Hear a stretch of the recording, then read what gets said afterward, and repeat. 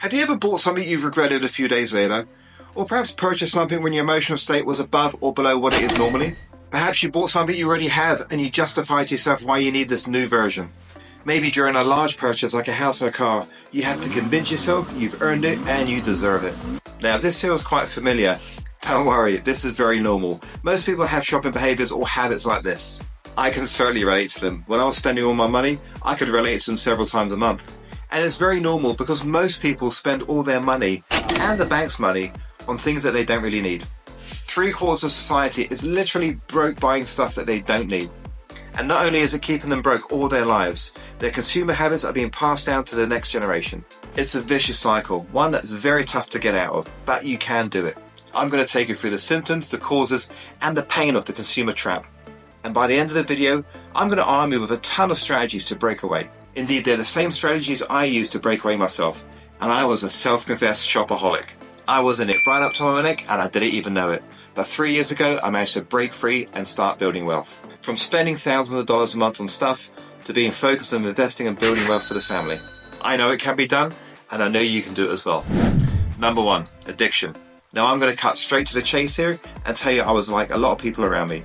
I was addicted to buying stuff. And like so many, I didn't even know it or recognize it. I had a large disposable income and I found a way of spending it in full every single month. I would go shopping for shoes and clothes every month, and I would eat out every single day, once or twice.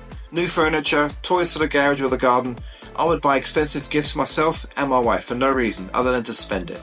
And if that wasn't enough, when I got home, I would order stuff from Amazon and eBay and other internet sites. I was totally addicted. I wanted to feel successful and look it. But soon I was addicted to getting that shot of pleasure after each purchase. My addiction spread and grew, and it was so easy. First of all, you need to recognize it and the causes. Then new habits are needed to replace and a balance needs to be had. And all the while this needs to be done against the grain of society, against your friends, your family, against your social networks.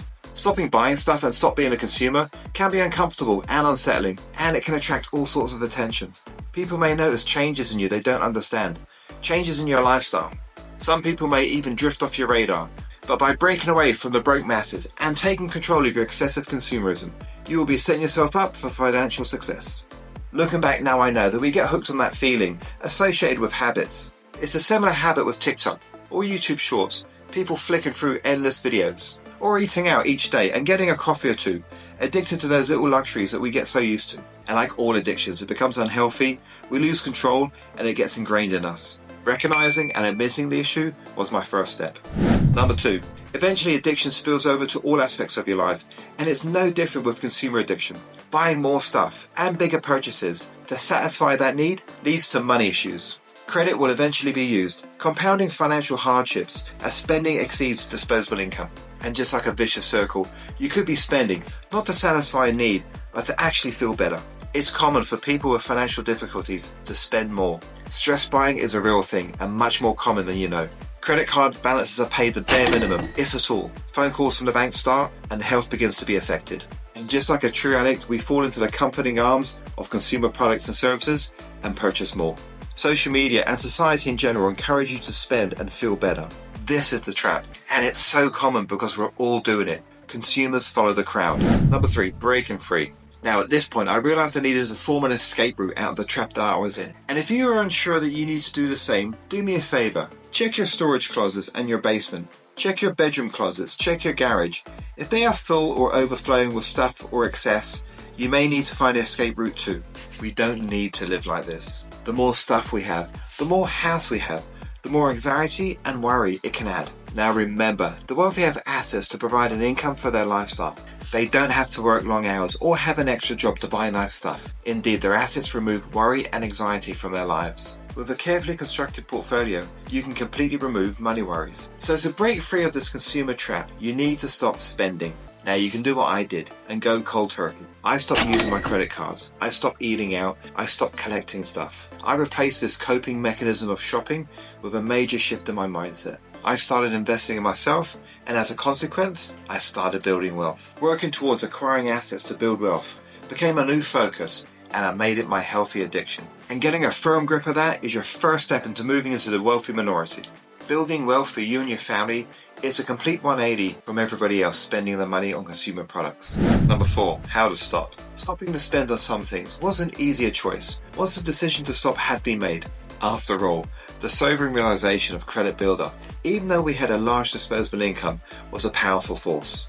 At this point, we simply could not afford it. But other things were more difficult, so I developed some questions to ask myself every time I had to make a purchase. Pausing and analysing whether I needed the purchase often stopped it, because more often than not, we don't need it, and habit is 90% of that decision. All we are doing with that question is interrupting that habit and breaking the cycle.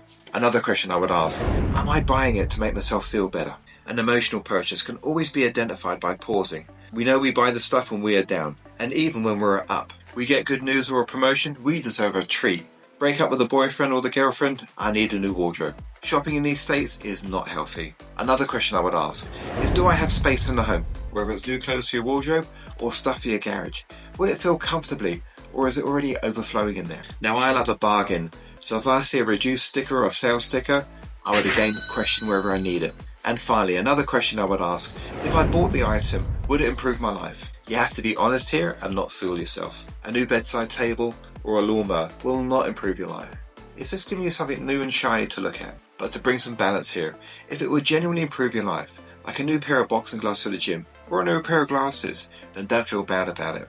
Some purchases are a good choice, but you must be brutally honest and critical with yourself. Number 5, delay gratification. Okay, so my favorite strategy was to identify something I wanted and then not buy it. I would purposely take a 1 or 2 week cooling off period and then go back and pull the trigger. This is especially true for sale items. Don't let yourself get sucked into sale marketing and buying before the sale ends. It's just sales marketing, getting you to spend what you don't have on what you don't need. If it's meant to be after a 2 week period, you can still get it. And if the sale is finished, you can still get it. You're worth it, right? But I promise you, from experience, the more purchases you delay, the more you'll let go. Much, much more.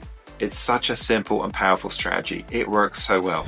Okay, so finally, I just want to touch on the larger purchases you will make in your lifetime, cars and houses. Now, the temptation to get a nice new car or a large house is something a lot of us struggle with. For cars, it's one of the worst returns we can get for our money. As soon as the vehicle rolls out of the dealership, it loses value. Thousands of dollars. The insurance is usually higher, and any repair bills always are more expensive than you expected. Don't buy new. Don't buy expensive. Get something that will do what you need it to do 90% of the time and will get you from A to B. Now, once you build a portfolio of assets and it provides you with money for a lifestyle, you can go get a great car.